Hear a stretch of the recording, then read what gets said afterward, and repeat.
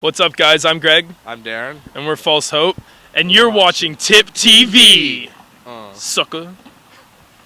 Come on, you're just in time to witness my first breakdown. Cause there's a mile gone for every minute past when I'm stuck in this town.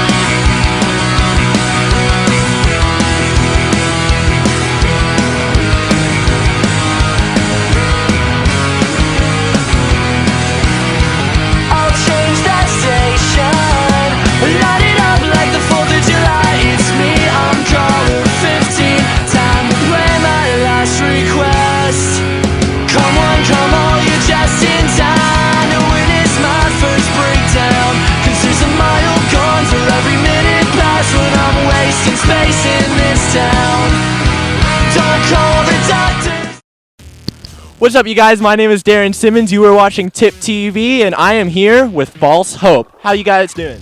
Good, man. How are you doing? I'm doing pretty good right now. So first of all, introduce yourselves and what your role is in the band, starting over here. I'm Greg, and I do the Screamo in False Hope. What about you? I'm Darren. I play guitar. All right, so can you guys give us a little bit of back history, how the band started, and basically what got you guys to where you are right now? Basically, I had like this little demo studio in my basement going on, and I had our drummer Sid come over with his old metal band, and they were gonna record some tracks.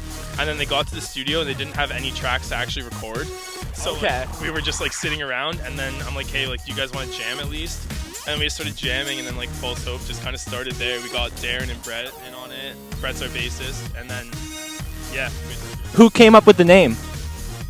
Greg did, actually. Yeah. How'd you? I don't know. False Hope's just like one of those things where like you have a false hope. Back then, I was like really stern with like religion stuff, and I was like really anti-religious. Okay. So I was like always going on about how there's like a false hope in the sky. Like everyone talked about a God, and like it goes back to like trying to find a hope in life, and like basically typical stuff like that. On the back of your Exalt sweater. Oh, and I love Exalt, and it was on the back of an Exalt sweater. Shout out to Exalt. All right, so we're gonna go to skip back to September 2013. You guys released your fall EP. Can you guys talk about the recording process and the writing process? What was that like? Greg wrote most of the songs before I joined the band, at least all the riffs anyways. I joined late. We recorded on Scatterbrain Theater, the Matt Tomasi. Okay. Yeah, we recorded with them. I don't know, we just busted it out, released it in September. So you also recently shot a music video for your song Misery. So can you guys tell us the concept of the video? It was just us playing. Do you guys want to throw to it? Yeah, man. Misery. Depression is a never-ending road that is dimmed by only the moonlight. The sun seems to make no attempt to peek through. Depression is a fear of the sunlight burning your body as a whole and putting your aspirations to an end.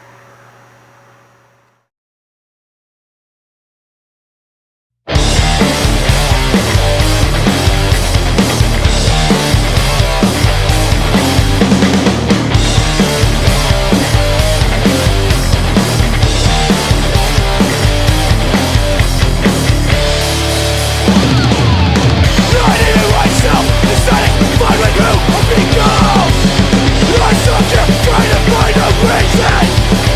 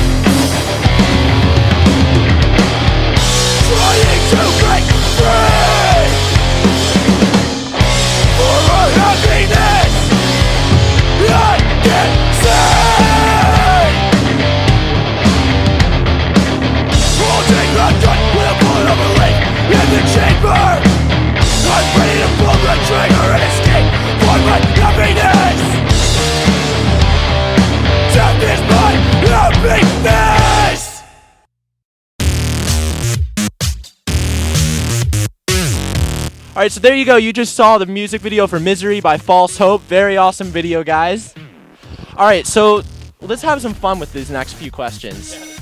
If you guys were wrestlers in the WWE, what would your wrestler name and catchphrase be? Oh, that's hard, actually. Let me think. Go to him. You seem very excited about this. Oh, me too. Holy sh. Pardon? Okay, if you were any current wrestler, who would you be? Hulk Hogan, 100% Hulk Hogan. Okay, well, you gotta say the line. What you gonna do when Hulkamania runs wild on you, brother? I think it should be what are you gonna do in False Hope? Alright. What about you? My wrestling name would probably be the Kush Monster. My catchphrase. Oh, jeez. I don't know. 9 points. Brock Lesnar. Fuck Brock Lesnar. F you for ending the streak. Brock. He might hurt us. Coming for you. False Hope versus Brock Lesnar. Hell in a Cell match. WrestleMania 31. So you guys, if you could get if you had to get any member of your band tattooed on your chest, who would it be and why? Oh God, Sid, 100% gets Sid. Definitely. Why? Looks funny. I would get his whole lanky f***ing body tattooed on my lanky f***ing body. And also, you have 2 band members not here. Yeah. So we're gonna give you a chance to embarrass both of them. Which members are not here? Brett, our bassist, and Sid, our drummer.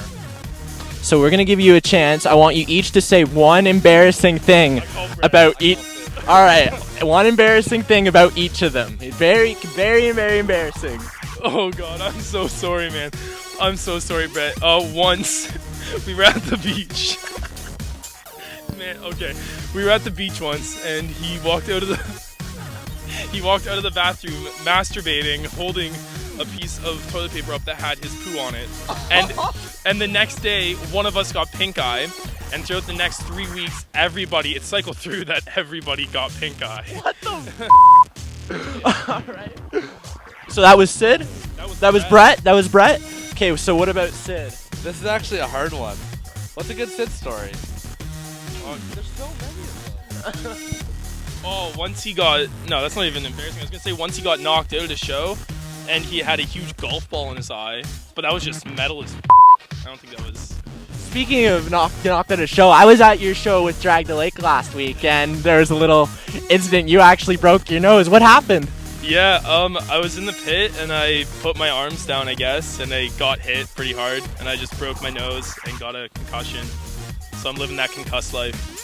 You guys had a bunch of different vocalists helping you out at night. That's pretty, at least people care, right? No, that's cool. We had our old vocalist who started the band with us, Mitch, do vocal for most of the set, and then just a bunch of our friends. Yeah, it was a very awesome set though for not having your awesome lead vocalist. So here's another good one. Kesha, Miley Cyrus, Katy Perry. You gotta f one, marry one, kill one. Go. Buddy, this is... Wait, who...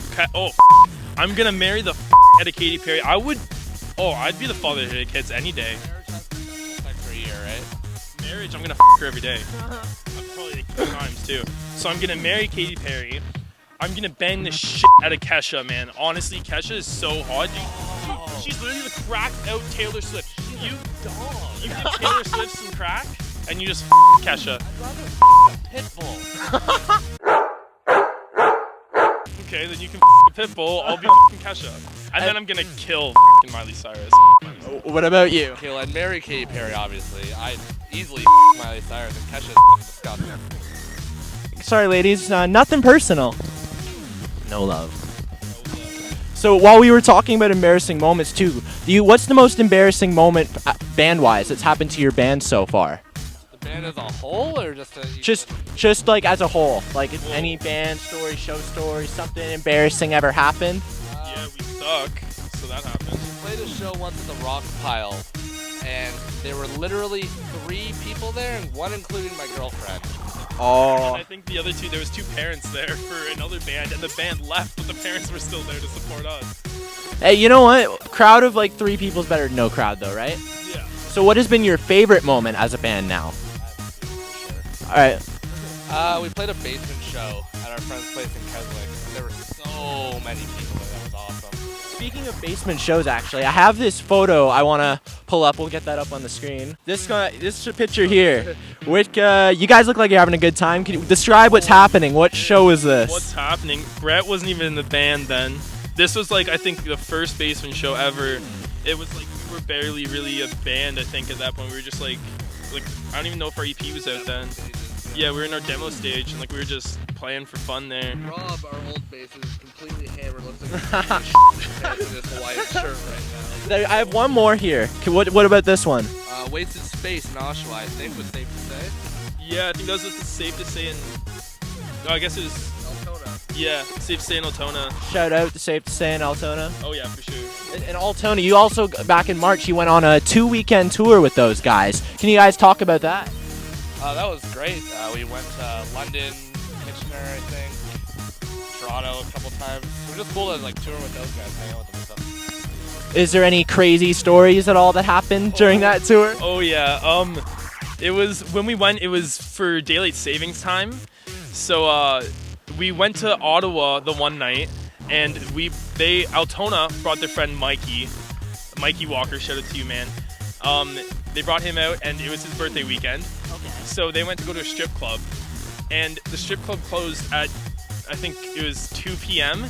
They left for the strip club to go at 1:50. Oh yeah. Yeah. They left to go to the strip club at 1:50 a.m.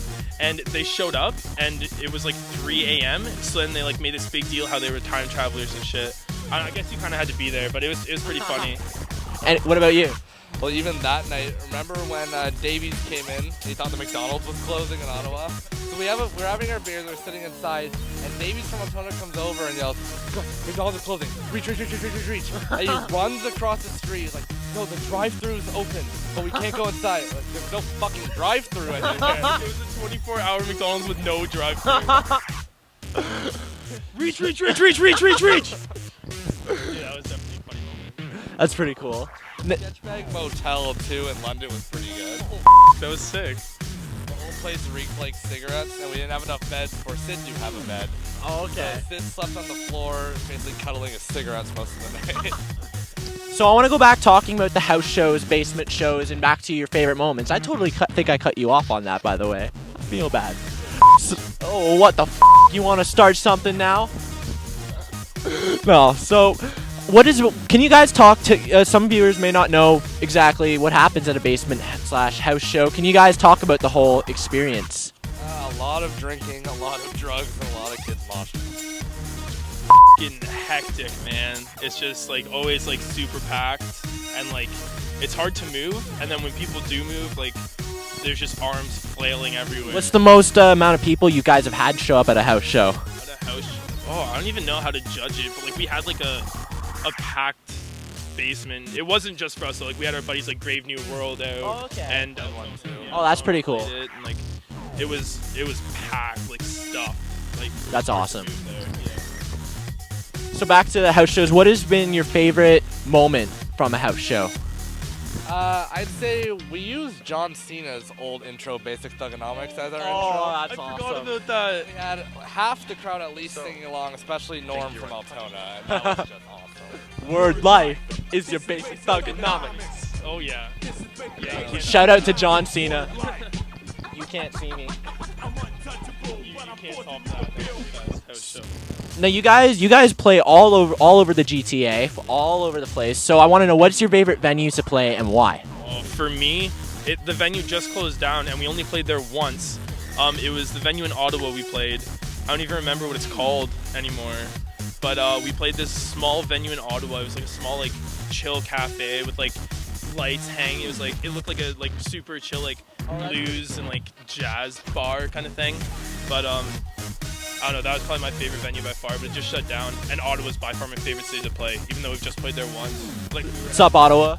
Yeah, what's up, Cap City?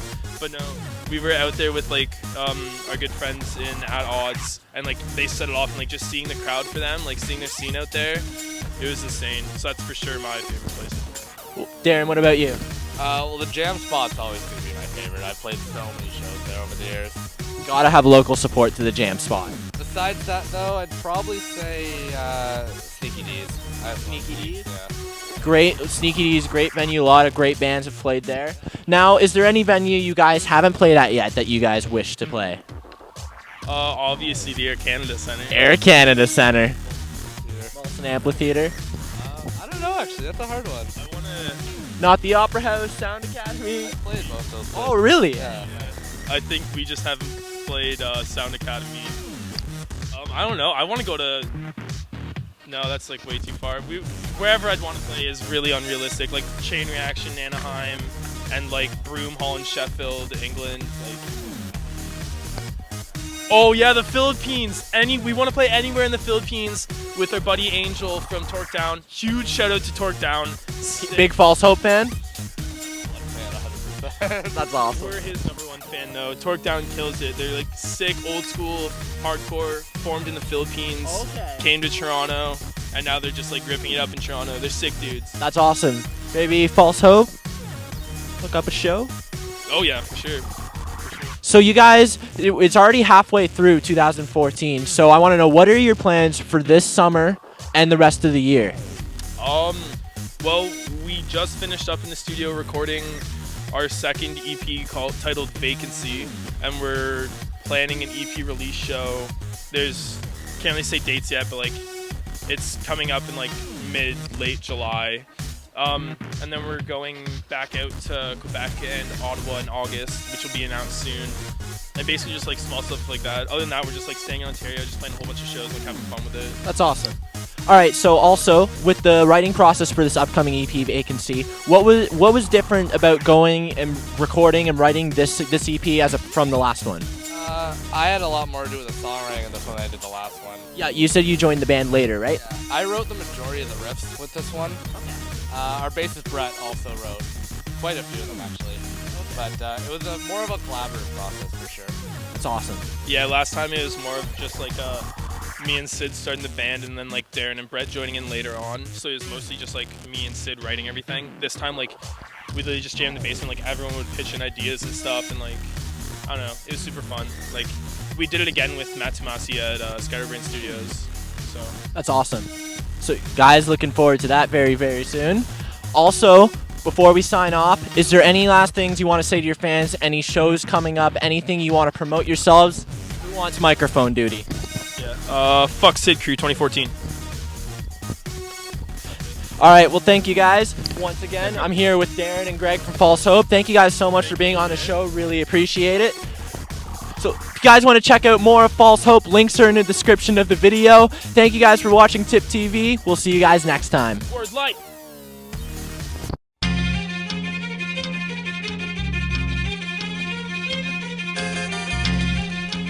So, you think you're untouchable? Word life. This is basic thugonomics. This is basic thugonomics. Word life. I'm untouchable, but I'm forcing you to feel me. Word life. This is basic thugonomics. Word life. I'm untouchable, but I'm forcing you to feel me. I'm Matt, and I don't know this guy.